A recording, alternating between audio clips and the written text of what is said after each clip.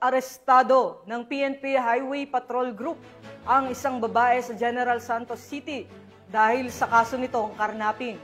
Ang buong detalye ng report mula kay Patrolman Mark Roland Feliciano.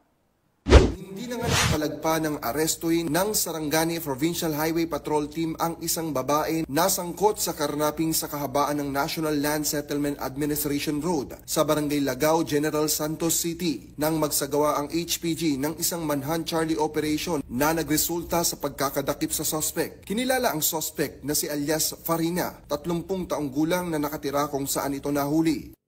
Naaresto ang isang babae na may warrant of arrest para sa kasong paglabag sa Batas Republika bilang 1083 o New Anti-Carnapping Law. Ang nasabing kaso ay may criminal case number 8452-25 at may tinakdang pensa nagkakalaga ng 300,000 pesos sa bisa ng warrant.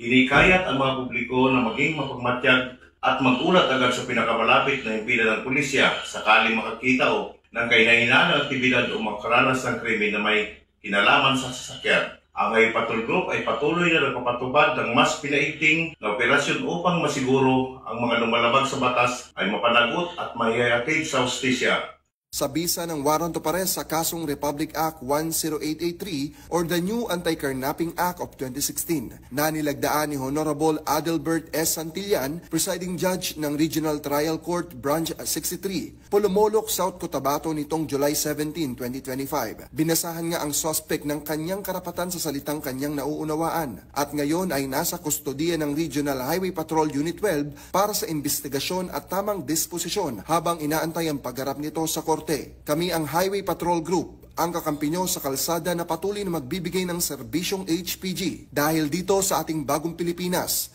ang gusto ng pulis, ligtas ka. At sa iba pang balitang serbisyong HPG, tumutok lamang sa aming YouTube channel at Facebook page na Police News Network.